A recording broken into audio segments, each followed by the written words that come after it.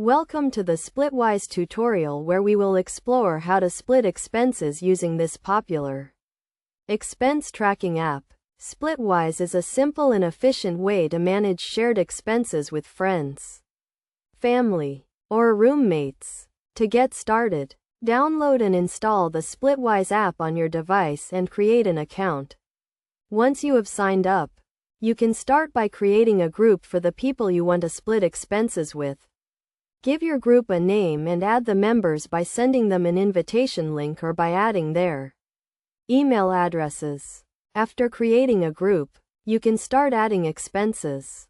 To do this, click on the Add Expense button and enter the details of the expense, including the amount, description, and category. You can also add a receipt or photo of the expense for future reference. One of the key features of Splitwise is the ability to split expenses in different ways. You can split an expense evenly among all group members, or you can split it by percentage or by a fixed amount. For example, if you and your roommate are splitting a utility bill, you can split it 50-50 or you can split it based on the actual usage. To split an expense, click on the Split button and choose the split method you prefer. You can also add a note to the expense to explain the split. Once you have added an expense and split it, the app will update the balances of all group members. Splitwise also allows you to set up recurring expenses, such as rent or utility bills, and to track expenses over time.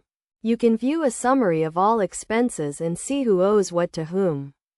The app also sends reminders to group members when they have an outstanding balance. Best practices for using Splitwise include regularly updating your expenses, communicating with group members about splits and payments, and setting up recurring expenses to avoid missing payments. By following these steps and using Splitwise effectively, you can easily manage shared expenses and avoid disputes with friends, family, or roommates.